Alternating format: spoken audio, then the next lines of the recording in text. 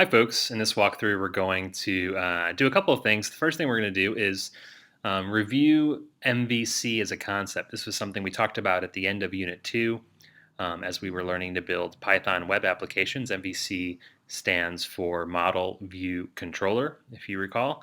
And we're going to review that just as a necessary step to make sure we understand what we're doing when we talk about Spring MVC. As we mentioned in the last walkthrough, Spring is a very large Java framework, and it contains different components that help you build different types of applications. And one of those we looked at last time, which is Spring's dependency injection.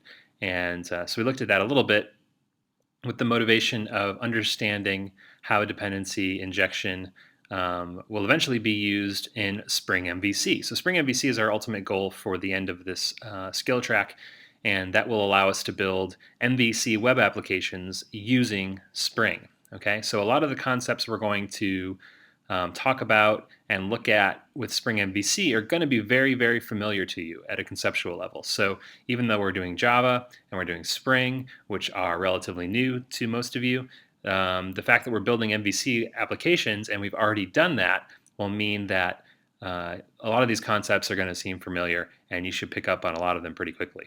So about Spring MVC, it's a like dependency injection. It's a portion of Spring, and it allows us to build web applications. There's also a special project within Spring MVC called Spring Boot, and this is just going to be a streamlined way for us to set up and configure our web applications. So Spring Boot and Spring MVC are not exactly the same thing, but Spring Boot is a way of building Spring MVC applications that is just kind of easier to get up and running with less configuration and less hassle. And then finally today we're going to create our first Spring Boot application, and it's going to be essentially a sort of a hello world application. And it's going to just return a web page that says hello world or hello with a person's name. Okay, so that's kind of the game plan. Let's talk about the first item in this list, which is reviewing MVC. So let's talk about the way the web works. Recall the way HTTP works. Right, so HTTP is the protocol by which web browsers and then web servers talk to each other. Okay, so on one side you have, say, your laptop, right? And you have a web browser there that can make a request to something, say, like google.com. And that's going to be a request. I'm just going to abbreviate that. And that request gets sent out across the internet to one of Google's web servers. That web server lives somewhere. We don't know where. We don't really need to care. That web server is then going to look at the request that we make, and it's going to generate a response to send back to our web browser. Okay. Now, what happens on the server side of this, on this side of the equation, is going to depend on what we've asked for. So if we ask for a static HTML page, the server will just give that back to us. If we ask for an image, again, the server will just give it back to us. If we do something more complicated, like ask to log into a website or ask for a list of search results, the server will have to do some work. And that's kind of what the main gist of Units 2 and Unit 3 are for us, is learning how to build applications that are complex and can do complicated things and handle requests from users on the web in sophisticated ways. All right, so right now MVC is over here. It's kind of in the guts of what it means to be a web server. So I just kind of wanted to set that up by drawing that picture so we have in mind the just the kind of environment we're looking at. Okay, so let's talk about Model View Controller. Oops.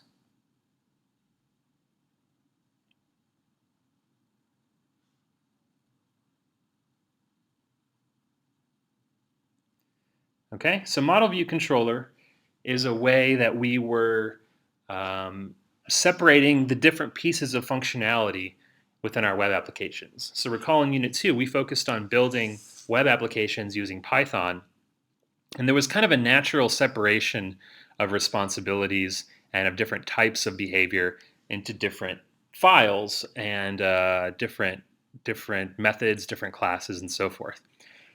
In particular, when one of the first things we did when we wanted to say, let's use the example of creating a blog post, right? We would set up a handler. So we would say in Python, we created something like a new post handler.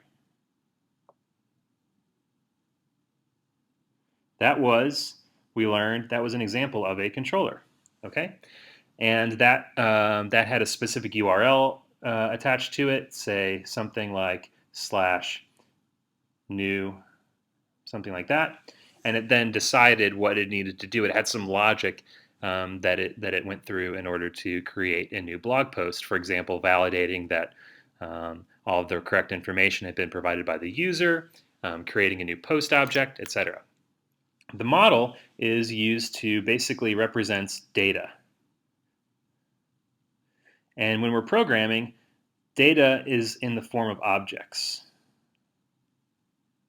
So we're not talking about a database here. We're talking about objects that represent the sort of what's often called the business side of our application, right? So for a blog application, you might have, say, a blog post object, or just post if you want to call it that. You might have a user object. And these are things that are generally stored in the database, and they have specific behaviors associated with them, right? So a user needs to be able to validate its password, etc. The view were then templates. All right. So every time we had a request come into our web application, our controller over here would handle that request. It would do some work. It would communicate with the model, and then it would respond by sending back a template with some information. So an example of a template was, hold on, it looks like I lost my connection. All right, and we're back. So we were talking about how requests are handled by the applications in the MVC world. A request that comes in is first met by a controller. It is handled over here by a controller. The controller will then do some work. It will interact with the model. It might create a new blog post, save it to the database, get a user out of the database, etc. And then when the controller is done, it will then pass information over here to a view. And the view, as an example of a view, we might have like a post.html template that displayed a blog post, a single blog post on the screen. Okay, so let's draw a diagram and just kind of, or a little picture to see how this looks. Okay, so I'm going to blow up the picture of a web server here. And so you want to think of as a request coming in here from a web browser somewhere on the internet. And so the first place that request is going to hit is a controller. And these were the handler classes that we created and the handler methods that we created in our Python applications. So this is the C portion. There's a controller there. The controller then, based on what's in that request, what the user's asking for, will interact with a model. Okay, so the model is going to have, it's going to represent the specific classes and objects that are stored in the database. In particular, the model is the part of our application that interacts with the database. We often draw databases as these little cylinders. So the controller will interact with the model interacts with the database. And so once the controller has done whatever it needs to do based on the user's request, maybe it's creating a blog post and saving it in the database, maybe it's checking a user's username and password, it will then take that information and create some HTML using a view. And the views in our application are generally just templates. And so we'll often take data from the controller and shove it into the templates to render the view properly. That'll be the actual HTML that consists of, say, a login form or the blog post that the user just created, and that is then sent back to the user. Okay, so that's kind of the flow of MVC applications. You have a request that comes in, right? It hits the model. The model will often talk to the database. We come back. The model will then return data to the controller. The controller interacts with the view in order to create the actual HTML that gets sent back to the user. and that will then result in a request going back to the user. So we're just kind of flowing this way, then we flow back, and then we flow back, etc. Okay, so you might see model view controller diagrams drawn a little bit differently from time to time, but generally that is the way these things work. All right.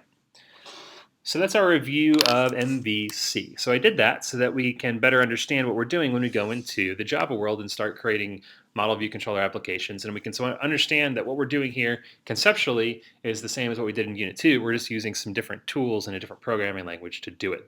These concepts, though, all translate from the Unit 2 world. All right, so the first thing we're going to do in creating our first basic Spring project is go to this website, start.spring.io. So for this portion, I would like you to walk through all of these steps, okay? You don't have to necessarily do them with me. You can watch this video all the way through to get a conceptual understanding and then maybe go back, watch it again and pause it and do the steps one at a time. But I do want to make sure that you have actually built this simple Spring application on your computer yourself so that you understand the mechanics of doing this, because the mechanics are definitely kind of detailed and can trip people up. So I want you to walk through this. And if you get stuck at any point, you can ask a question online or talk to somebody in class to help you through it. All right. So the first thing we're going to do is go to start.spring.io. And this is just a little website hosted by Spring. It's called the Spring Initializer. And it creates project templates that you can then use to create projects in IDEs such as Eclipse. And notice that up here we have a selection box, and we can choose to select a Maven project or a Gradle project. Recall that from the last lesson that Maven is a tool that allows us to, a tool that for us will manage dependencies of our project, external dependencies. So a dependency is just a Java library that exists that isn't part of the core Java language that you might want to use. So an example of a dependency that we've already used in our projects was JUnit, right? So you didn't necessarily know this, but we had JUnit. Sort of our JUnit was already installed in Eclipse for you and configured in the first in the GitHub project, the Java OO exercises GitHub project. Maven was, or sorry, not Maven, JUnit was set up for you. But JUnit is actually a separate library that's required. If that wasn't pre-installed with Eclipse, you would have had to go get that from somewhere and install it. We're going to use several different external libraries for this project. And just like with our dependency injection lesson, we're going to use Maven to help us manage those and to fetch those from the internet for us. Gradle is just it's an alternative dependency management tool that you can use as well, but we're going to stick with Maven. All right. So all we have to do here is just set a couple configurations on this. I'm going to, for the group, again, these are just, the group and artifact are just, they are just strings that help identify the project that you're building. If you're not going to publish this anywhere, these aren't terribly important, but I would still use something descriptive. The group is often the URL in reverse of the organization you work for, or in this case, I'm going to use org.launchcode since this is a LaunchCode class. The artifact itself, you can think of this as the name of your project. So I'm going to call this Hello Spring. Dependencies, so there are going to be some basic dependencies built in here, the Spring Boot dependencies, but if we want anything else from Spring, then we can add that here. In particular, we're going to build a simple web application, so let's add the web dependency, the web module. We'll use some more of these in future projects. In particular, we'll use JPA for sure, but right now we don't need any more of those, so we're gonna stick with those and hit Generate Project. Okay, that will download a zip file for you, and let me unzip that.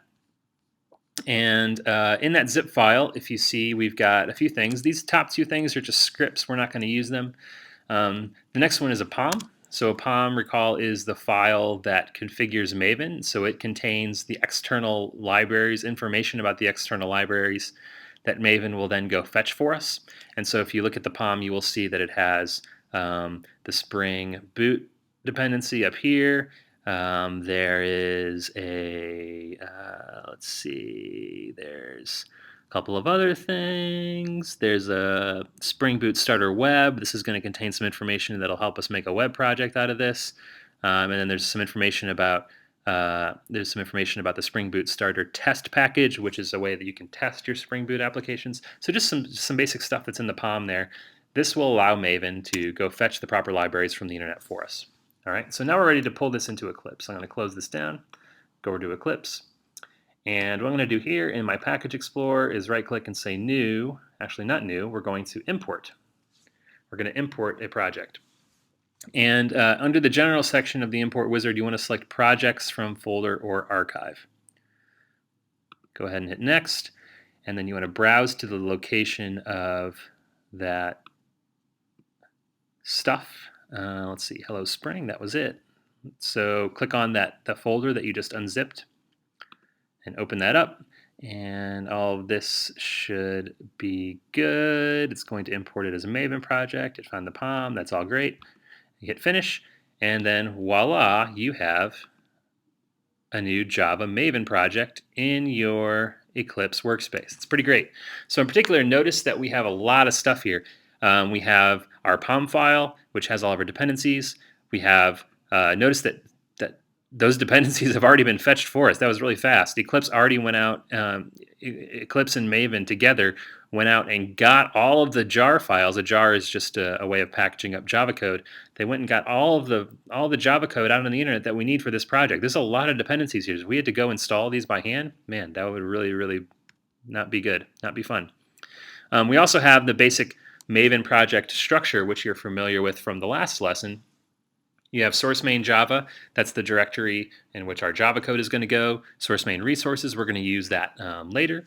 And source test Java is the directory in which your test code will go. So let's open up source main Java. We see we already have a package here called LaunchCode. This was created for us. And there's already a Java file there. Let's look at this Java file real quick. This Java file, this class is called Hello Spring Application. And you think of this as the front door to your application. This is what, when we want to run our web application, this is the application we're actually, the class we're actually going to be running. There literally is a main file here. In a minute, once we build this out a little bit, we're literally going to run this main method, and it will fire up a web server, and we will have a real live Java web application on our laptop. And so this is just, this class primarily, we're not going to need to mess with this right now at all, but this is kind of what makes our application run. We're not going to need to write any main methods anywhere at all. We're just going to write methods that tie into the Spring Boot framework that's set up for us, and that is facilitated by the code that's in this file. Okay? Great. So the first thing we're going to do is I want to build, well, let's talk about what we want to do. The first thing we want to do is create a simple web application that returns a web page that says Hello World. Okay, so to do that, I need to first create a controller to handle the request. So let me create a new package for my controllers just so I can keep them all organized. I'm going to call this .controllers. Be careful when you do this to keep this underneath the parent package. So I'm going to create a new controllers package. We're not going to create a model currently, but when we do, we will create a package for models to keep those separate as well. That's just a good thing to do. And let's see, within here I want to create a new class, a new controller class. Let me call this Hello Controller.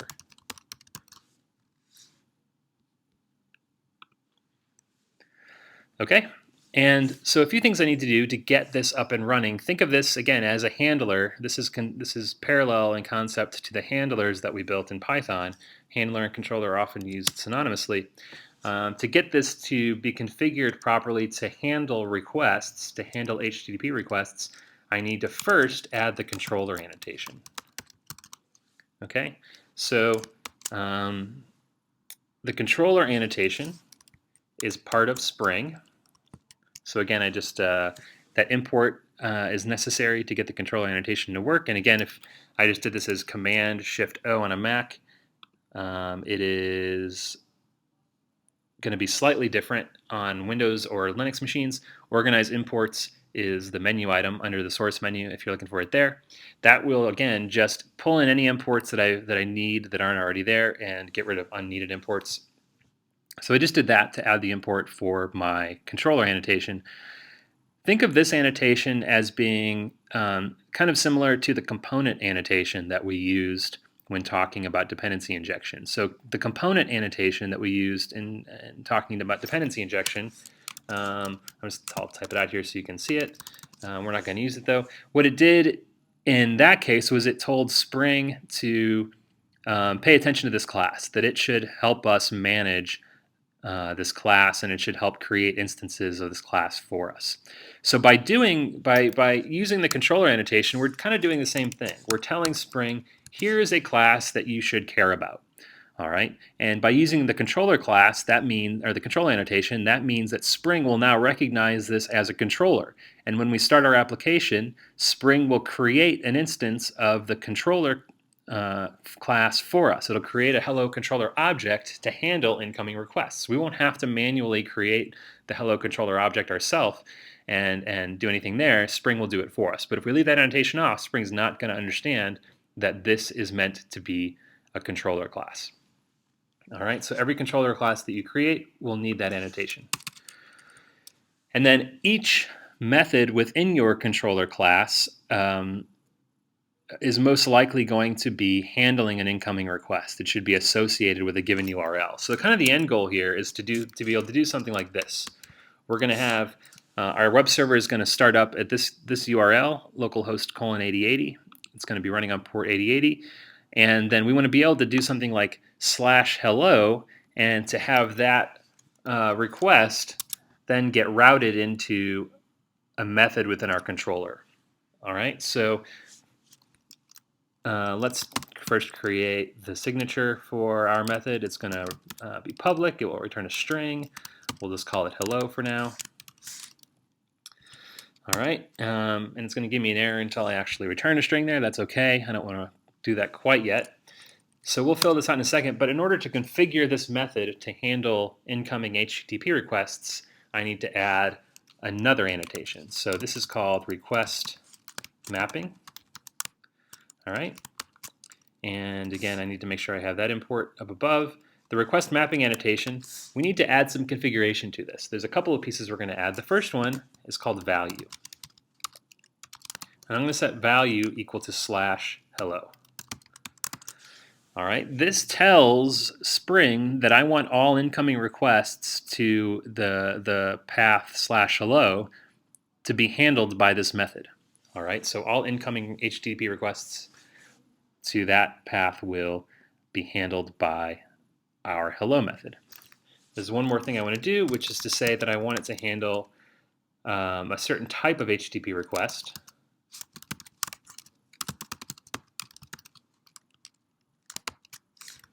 Okay, and so recall that there are different HTTP methods. In particular, we talked about get and post. Those were the two primary, most common HTTP methods. In this case, we want our handler to only deal with get requests. If someone makes a post request to hello, we don't want to consider that situation with this handler. We want that to be dealt with otherwise. We only want to deal with get requests to the path /hello. All right, and we're going to add one annotation. This one is not going to be used a lot in this class, but we do need it for this particular example. Response body. And just kind of in short, eventually, in very short order, we're going to learn about templates. But until we learn about templates in Spring applications, we just want to be able to return strings. Okay, so in order to do that, I just need to use this particular annotation so that Spring allows me to return just a plain string to the user rather than returning a template. Okay, so we'll only use this a few times. Don't be surprised if you've forgotten what that annotation is in a couple of weeks and never use it again.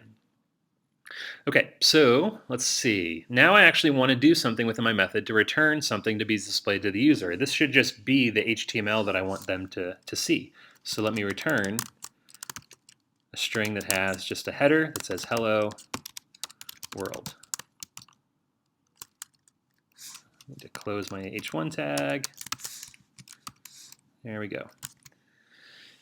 All right, all error messages are gone. That looks great. Okay, so this, just to recap, this controller class, it has a single method called hello. This method is going to handle incoming requests to this URL. If someone makes a request to our application at that path, the /hello path, then this method is going to get called. Whatever it returns will then be returned to the user and displayed in their browser. Okay, so now we're just ready to test this. We're ready to fire up the server and see what it can do. So to do that, let's come back to our Package Explorer on the left and the Hello Spring application class file. Right-click on that and go down to Run as Java Application. Okay. Now when this happens, I'm going to blow up the console here a little bit so you can see it. You're going to get a bunch of information in the console, and you want to kind of familiarize yourself a little bit with what's here. You don't need to understand what every line means, obviously, but just know what normal output looks like. This is normal output. This means our web server started up correctly and there weren't any problems. So in particular, all of the messages here are info messages. A lot of the time when you have a problem in your application and you start up the Spring server, you will get stack traces, you'll get exceptions thrown, and you'll see red text and red exceptions here. That's obviously an error. But just kind of know that this looks normal. If you see something vastly different from this, not to say it's going to look exactly like this every time, especially once we start adding classes and adding a database and so forth, you're going to see a few more messages on startup, but that, this general volume of output and these general types of messages are normal and healthy. In particular, the last message down at the bottom says that our application started Hello Spring application in 5.262 seconds. So yours is obviously going to, your time will vary a little bit. And then the next to last one is also important. It says that Tomcat started on port 8080.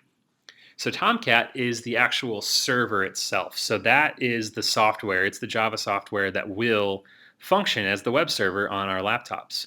And so Tomcat, one of the things that Spring Boot does for us is it sets up that Tomcat server and starts it for us. A lot of the time when you're building Spring Java applications or just other types of Java web applications, you'll have to set up a server yourself and then figure out how to get your Java code to run on that server. Spring does all that work for us. In particular, it's going to manage Tomcat for us.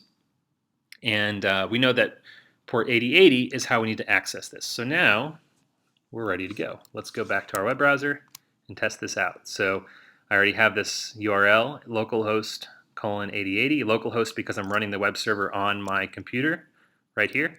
8080 is the port, and /hello is the route we set up. Let's hit enter and hope for the best. All right, there we go. That's great. So that worked. So we had our first successful request to our web application. What happened? When I hit enter, it's fired off an HTTP request that went to the Tomcat server, and then Spring routed that request via since I set up this configuration properly, it routed the request to this method. This method returned the string hello world, which then got passed back to the browser and displayed in the browser. Okay. So I'm going to illustrate one important item here really quickly before we go on and add some more functionality, which is what happens if I want to change something in my code. Okay, so I'm just going to say hello LaunchCode instead of hello world. I'm going to save that. Let me go over to my browser and refresh. All right, notice that nothing's happening. I'm not getting that new message. And the reason that happens is because every time I make changes to my Java files on the server, I need to then restart the application. Okay, so there's kind of what you call a deployment process where when we start up our application, it wraps up a snapshot of our Java code and puts it out on the web server so that it can work. Okay, if we make changes to that Java code, we have to go through that extra step of restarting the server so that we get the freshest version of our code. So let's just do that really quickly. You can stop the server by hitting the red stop button down here. Then once it's stopped, I'm going to go ahead and once I've you can use this run button up here to run the last to carry out the last run action that you did. In particular, the last run action we did was to start our server. And so again, that all looks healthy. Let me go back, refresh, and there we go. Now we have the new message after restarting our server. So just a common thing that'll trip you up from time to time if you don't remember to restart your server. In the Python world, this really didn't affect us at all. So in Java, it will. Okay, so now I want to be able to add, as our last kind of task in building our simple Spring Boot application, I want to add a little bit more functionality. Okay, I want to be able to, in addition to having this little message be displayed, I want to be able to tell it that I want it to say hello to somebody in particular and have that message appear on the screen. All right, so this is going to involve using request parameters, in this case, get request parameters, to then render a proper response. Okay, so let's go back to Eclipse. I'm going to shut down my server. And for this piece, I'm going to introduce the idea of a model. Our controller should really be just the traffic cop of the situation. We don't want to put any kind of what's called business logic or heavy, complicated application logic in our controller. The controller is really for routing requests, figuring out which models to pass them on to, which templates need to be used, etc. So anything kind of more in-depth than that should happen generally within a model or a template. So in particular, I want to introduce models into my application. So I'm going to create a new models package.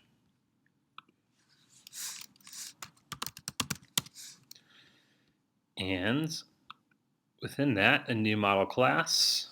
I'm just going to call it message, hello message. And we'll do that. And this is just going to have a simple single method. I'm going to make it a public static string get message.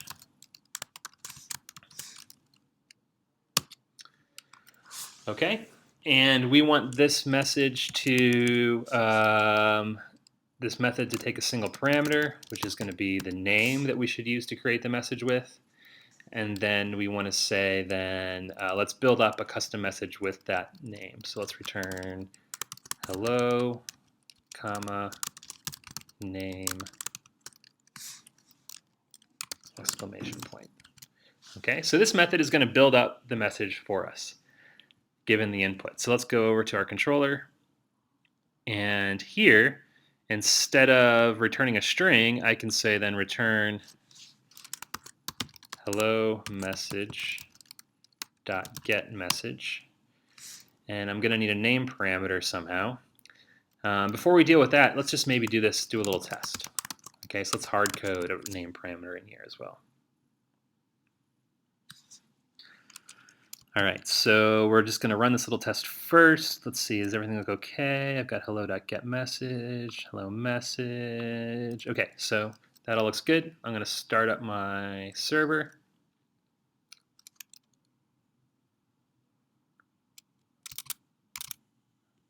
Okay, it's started, and let's see what we have.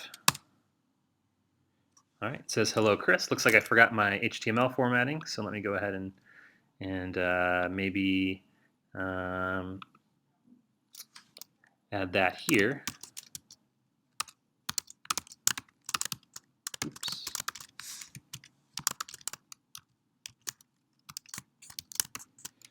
Okay, so why did I add the HTML formatting in the controller as opposed to the model? Well, the model shouldn't really care how things are displayed, right? It's simply the sort of the application logic, the business logic of our web app. It shouldn't care how things look. So any kind of responsibility around that should generally be in the view portion. Since we don't have templates yet, it's okay. I'm just going to hard code this in the controller. Eventually, we'll move this HTML stuff into a template, and it'll be in its proper place. But we definitely don't want it in the model. All right, so that will fix that when I restart the server. I'm not going to go through that mechanism now. But we see that, again, our application worked as expected. The message was generated by the model class, and our proper response was returned. Now, the next step I want to do is to make this dynamic. So our model is done. This is going to work, or I'll say it's 90% done. We're going to need to make a small tweak to it, but it's mostly done. It has the right logic in it. Our controller needs to now be able to get the name parameter from the request. recall that we want to be able to make requests like this with the name, and then have that name reflected in the message down here. And then so if I entered a different name, I would get a different message. Okay, right now, the name we have is just hard-coded. That incoming name parameter is going to be a get parameter in the incoming request. So we need to use some of the utilities of Spring in order to get that stuff out. So the simplest way we can do this right now is to have our hello method take an input parameter. It's going to take something of type HTTP servlet request, and I'm going to call that request. And when I go to import that, I want this top one, JavaX servlet. Okay, and so this is a special class that's part of the underlying Java web classes that Spring is built on. So this just represents an HTTP request as a Java class or as a Java object. Okay, so when our hello method receives the request, all of the associated data that came with that request, any parameters, any post parameters, any headers, anything like that, are going to be accessible through that request object. Okay, so I can then say string name equals request dot get parameter, and that parameter should be called name. Right? We want URLs like this to work. So the name after the question mark, this is the name of the parameter. This is its value. So I need to use the corresponding name there. Again, these don't have the variable name here and the parameter name don't have to match up. It just happens to make the most sense to use the same one here. And then instead of hard coding this, I can then put name down here. All right, so let's give that a quick look. Does everything look okay? I think it does. Let me go ahead and restart my web server. So I hit stop and then start again. If you don't hit stop, and you just go to hit start or run, you'll often get two web servers going, or at least Eclipse will try to start two web servers. So make sure you're hitting the stop button to kill your web server before you start it again. Okay, let's see what we have. So this type of URL should now work with a dynamic entry being created in the response. Let's give it a shot. All right, there we go. Hello, Jesse. Jesse was the name parameter. Let me try another parameter. Hello, Zach. That seemed to work. Cool, so these are all working. So what's happening now, just to recap, is our controller method, when the request comes in to the path /hello, this controller method gets called. Spring will pass this object in to us. Spring is going to be calling our controller method for us. It will pass us this object called the request, which represents the incoming HTTP request. From that object, we can get the name parameter, which is going to be exactly this portion of the request. If you were using a post parameter, remember post parameters aren't displayed in the URL; they're in the body. But for the name for a GET request, the parameters are displayed in the URL after the question mark. And then it's going to get that parameter out of the request, pass it to our message, getMessage method. That getMessage method in the model will create the proper message, and then we'll build up the HTML and send it back to the user. Okay. Now I want to do one more thing before we're done, which is what happens if I don't use a parameter? What if I leave this off? Okay. I get hello null. Why did that happen? Well, let's look. What happened was when I called this method getParameter and asked for the name parameter, it didn't find one, right? There's no name parameter in my request string. So in that case, the name variable here was null. This variable will be null if there's no parameter. Okay?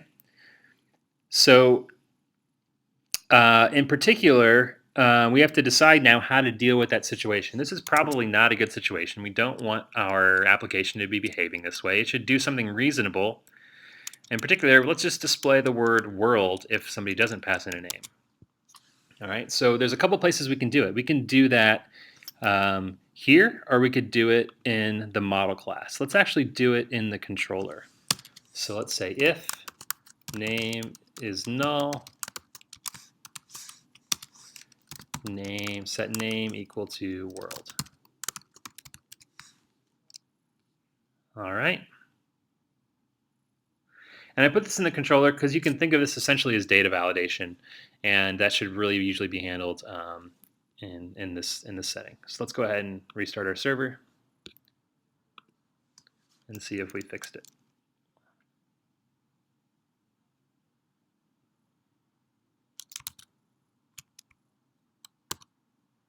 All right, there we go. So we have hello world. Let's just make sure we didn't break anything there and that our name parameters still work.